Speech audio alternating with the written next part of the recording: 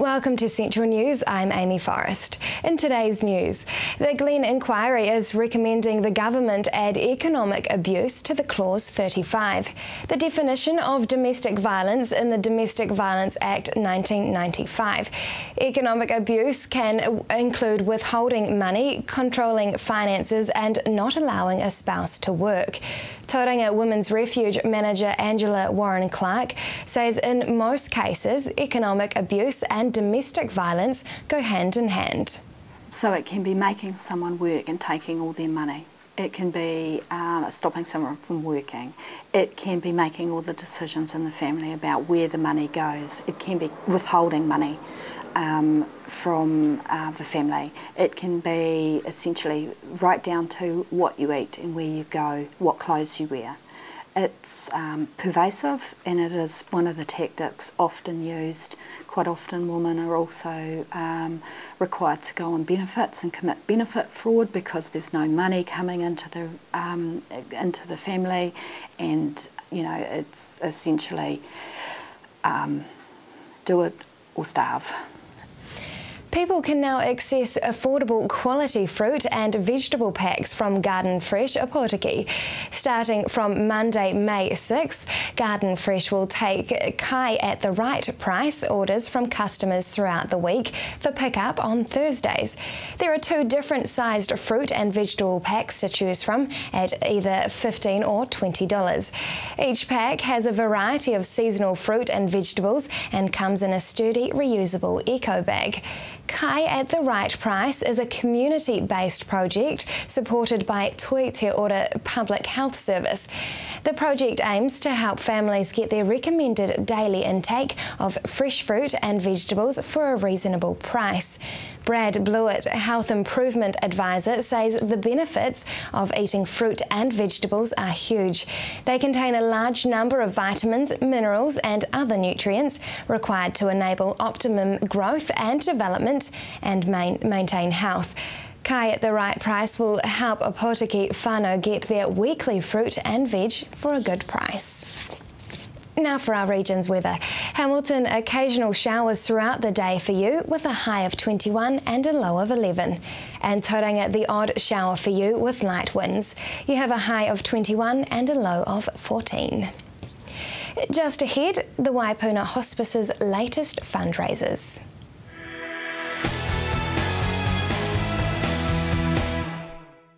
Welcome to Central News on TV Central. The Coast to Country is on this Sunday and part of the proceeds will go to the Waipuna Hospice. Hilary found out about all things that are happening with Waipuna Hospice with their fundraising manager, Trish. What is the Coast to Country event? The Coast and Country is a cycle event which this year is running from Mount Maunganui to Whakatane. Last year, the first year, it ran the other way.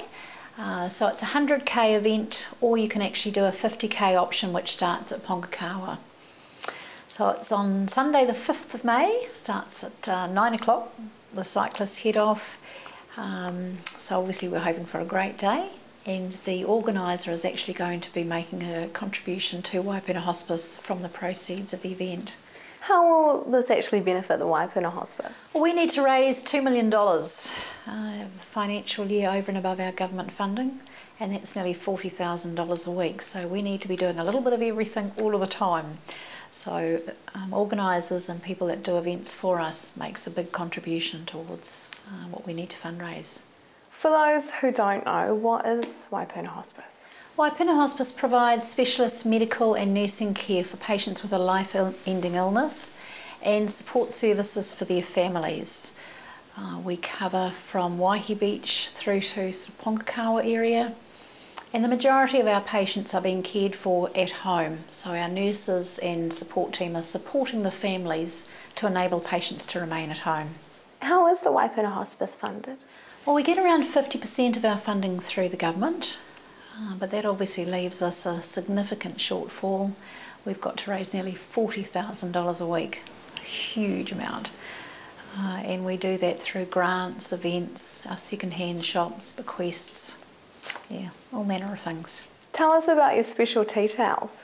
Well, that actually came about from our remembrance service where families came here in February and they were invited to add their fingerprints to a canvas of a tree. And so I sort of saw the design and thought it would be really lovely to actually utilise that design for a fundraising tea towel, because it has some real significance and special meaning and words of hope and courage. So it's going to be a great fundraiser for us. Hospice Awareness Week is coming up, so how can we support the Waipuna Hospice during that week? We've got a few things happening that week. We're going to have a couple of sessions to invite the public along so that they can come and actually view our facilities. We're doing an afternoon tea on the Monday and a morning tea on the Tuesday. And it's an opportunity for the public to come in a very relaxed sort of environment to actually have a bit of a look through the hospice, meet some of our team, dispel some of the myths, learn a little bit about hospice, which can be really useful if people find in the future that they need to access our service or someone they know. So it just helps fill a few gaps in people's knowledge and allows them to have a look at what we consider a community facility. What is Music of the Night and who will be there? Well, Music of the Night is a concert that we've got. We've had a number of very successful concerts in the past, so this is the next of them. We're featuring music from a range of musicals, obviously The Phantom, Les Mis, to name a few. We've got Tim Beveridge, who's a very well-known New Zealander with sort of national and international acclaim. And also we've got young Jessie, who came runner-up in New Zealand's Got Talent last year. She's in Wellington and she's agreed to come up to be our special guest, so that's pretty exciting for us too. So when is that? That's on July the 20th. So the tickets are on sale from the 1st of May. If somebody wants to look at the services that you guys have here at the Waipuna Hospice, how can they do that? Probably the best option is to go onto our website or a Facebook page. We've got a lot of information there. People can also come and visit us. We encourage people to come and have a bit of a look around for themselves. Or of course they can just simply give us a ring and have a chat. So any of those options. How else can we help the Waipuna Hospice? Well, a range of things. A couple more things we've got for Hospice Awareness Week. We've got an Add a Dollar campaign where people are encouraged to add $1 when they buy their groceries at either New World or Pack and Save in the Bay of Plenty. And so that's something that they're able to do. We've got a number of other initiatives. We've got the entertainment book, which is absolutely great. We've got a cycling book, Bums on Seats, which is a really neat book where the author has donated us copies of the book, so every $1 of that comes to us. A whole range of things. So we encourage people to jump on the website, have a bit of a look at what's on offer, and we've pretty much got something for everyone really. And what about your hospice shops? Well, the hospice shops are a significant contributor to our fundraising. As other areas have become more challenging, we've put a lot more focus on the shops. We've got 3 second-hand shops at Fraser Street, Greerton, and a newly opened one at the Mount. And there is no shortage of people looking for good, affordable goods. People are trying to stretch their dollars a bit further. People are looking for sort of retro. It's become fashionable to recycle. So our shops are a really significant part of our fundraising. So people might like to go along and browse and see what wonderful goods are available. And also we rely on donations from the public. That's actually where we get our goods from. So to keep our shelves stocked, we need donations of items. So give us a call. We'd love to take those items that are surplus to your requirements. To donate or find out more about the Waipuna Hospice, visit waipuna-hospice.co.nz.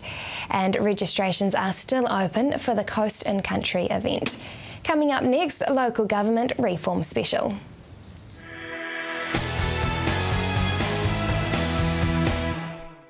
Welcome back. We're continuing tonight with our local government reform special with the Tauranga City Council. Hilary spoke with Mayor Stuart Crosby. Do you think it's the responsibility of your council to set NCEA pass rates? No, not really.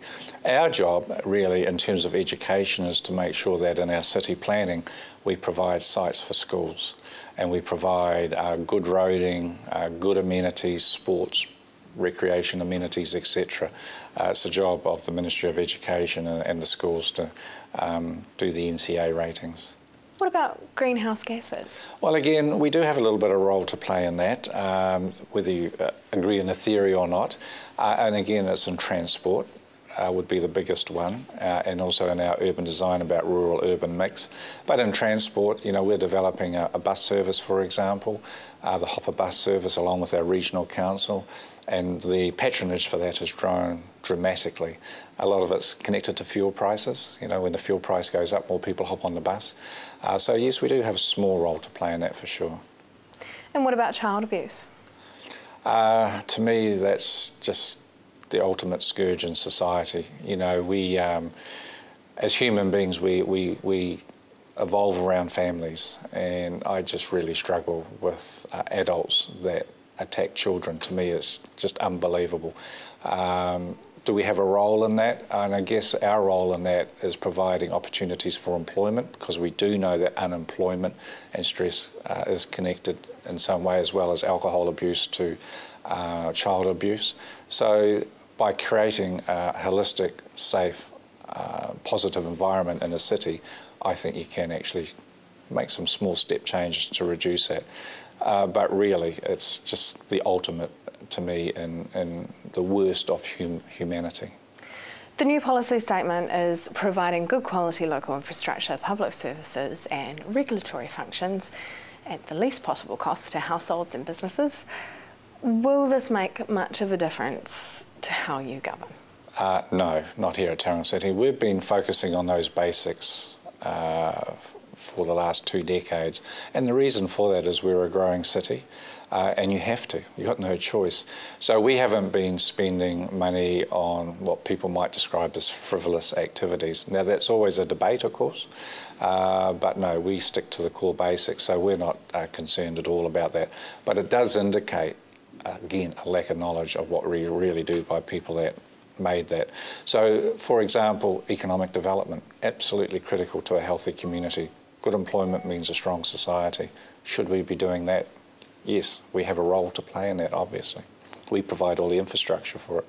Do you think that the councils should have caps on their spending enforced by central government?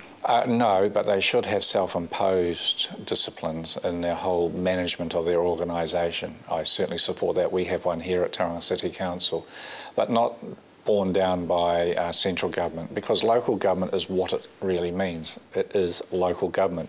It's not central government, it's local government and local democracy. So people have a right to say, we want this or we don't want that.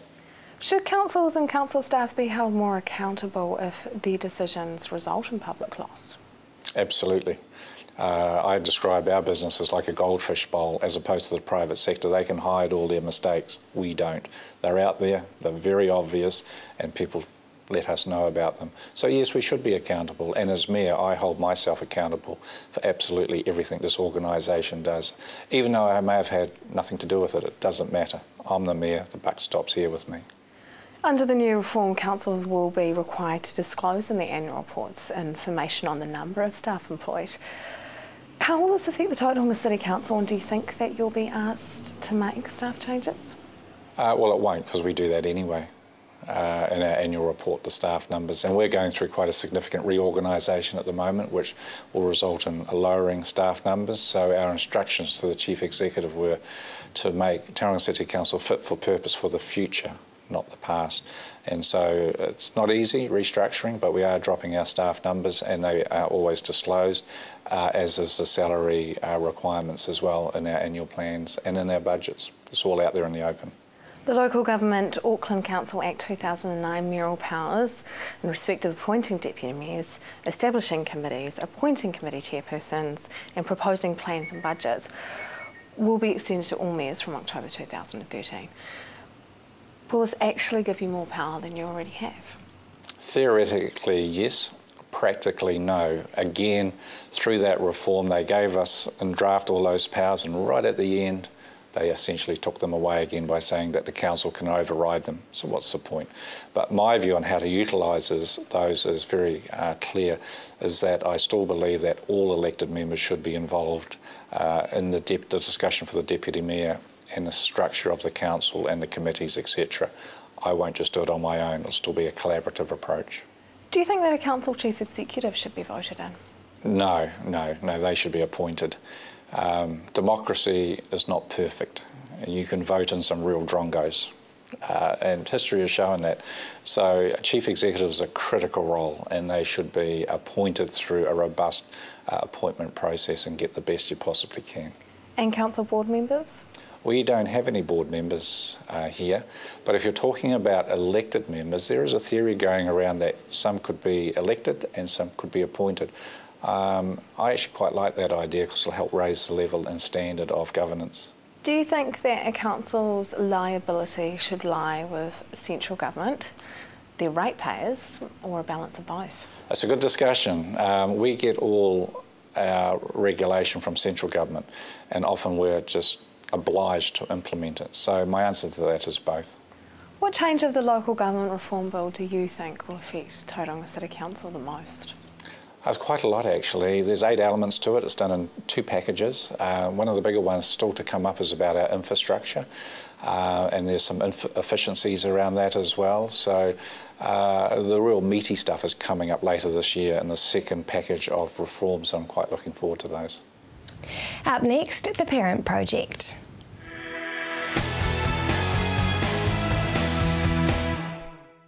If you have just joined us, welcome to Central News. On Saturday, the Parent Project will be running in the Rotorua Marathon to help raise funds for research into Duchenne muscular dystrophy. Hilary spoke with a parent and a boy living with Duchenne to find out more. Hi Rich, first off, what is Duchenne muscular dystrophy? Well, Duchenne's muscular dystrophy is a genetic disorder that's diagnosed in childhood. It affects about 1 in every 3,000 boys worldwide, and it knows over all cultures and communities. It causes the muscles to become weak, and over time the boys find it hard to do a lot of the things that we take for granted, like walking and standing up.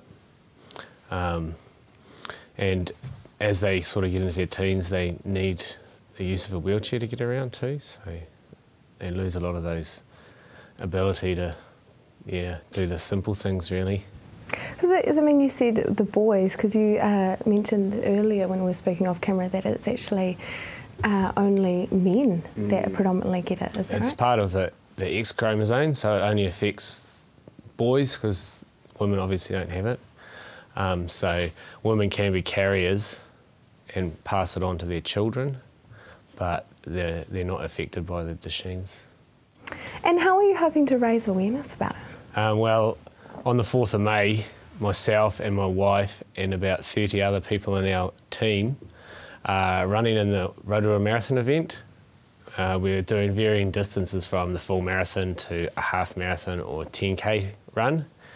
And for the last couple of months, we've been raising money to fundraise for the Run for Sons program, and also trying to get the awareness out there about what Duchenne's is and what people are doing to try and come up with a solution to the problem. And because are you going to run the whole marathon? I'm running the marathon, yeah. You're running the whole way? Oh. Very daunting. And so will you be there, Eli, cheering him on? No, I will actually be somewhere else then. Oh. Don't you have a... Yeah, I'm at a camp where they play a whole bunch of games in wheelchairs. Oh, so I go that's there. good enough excuse. There's a man that's there that I know. He's pretty awesome. Oh, that sounds fun. Because you guys had a similar run in 2005, is that right? Yeah, in 2005 was when the Parent Project sort of came up with the idea of running to try and raise some money for the organisation. So they wanted about 20 people to run in the Walt Disney Marathon in 2005. And that year they ended up getting, I think it was about 85 or 86 people, and they raised about $200,000.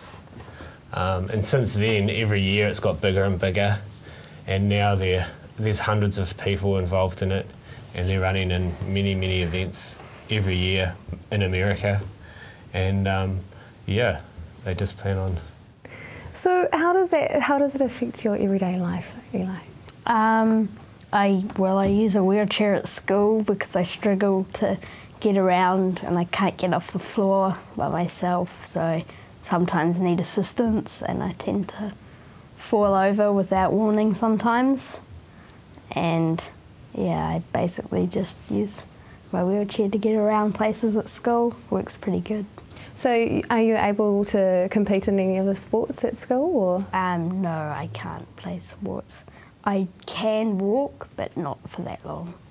So at the camp that you're going to, you'll be able to do lots of sports in your wheelchair though? Yeah, they've actually got other sports wheelchairs there that we play with, so that's pretty cool. Oh, there's special equipped wheelchairs? Yeah, they're not electric, but they go pretty zippy. Oh, that sounds exciting. And how close are they finding a treatment? Well, the Parent Project Muscular Dystrophy, they're funding quite a number of drug trials and gene therapy ideas to try and come up with a solution and a treatment for Duchenne's muscular dystrophy. Some of these trials have been going on for a few years and some are just starting now, and they've shown some great promise to help with the symptoms of Duchenne's. It's quite a complex problem, so it's not like there's one particular answer that solves the problem for all boys. So there's a number of different ways that they're looking at trying to solve it. But it is positive. They are making steps forward, so I'm just hopeful. Because what are some of the treatments that you have to do, Eli? I'm not actually too sure. Oh, I do stretches sometimes. You take medicine every morning? And I have to take medicine every morning, and some at night occasionally. And because you have to get steroids once a year, don't you? No, we have steroids every morning. Oh, steroids every morning? Mm-hmm. I do. The steroids help with the muscles not weakening. And how often do you have to see a specialist? I think every 2 months or so, something like that. He knows his way around the hospital pretty well. I imagine you would. So what is the Parent Project? Well, the Parent Project Muscular Dystrophy, they're an organisation from America that is, their sole purpose is to find a cure for Duchenne's muscular dystrophy. So they help raise money through things like the Run for Sons program and from government funding, and they use that money to put into different trials that look like potentially to be helpful. And they also go to the government over there and push for the legislation that can make some of these drugs available if they were to be seen as being helpful. Well, it sounds like a very good cause, and all the best for the marathon and all the best for your fun sports camp. Thank you. Thank you very much. That is the news for today. We really want you to be involved, so like us on Facebook and let us know your views. If you have any news, including your own video or photos, go to our website and hit upload. Thanks for joining us. Hilary will be back tomorrow with more guests from in and around the region. I'm Amy Forrest. Have a wonderful evening.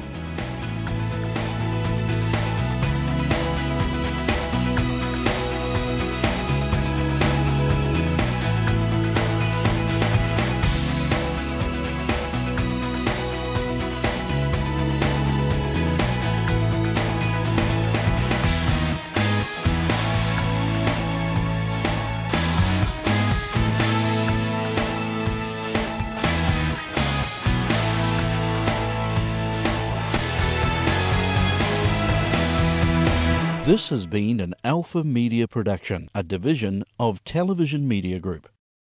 Supporting local content so you can see more of New Zealand on air.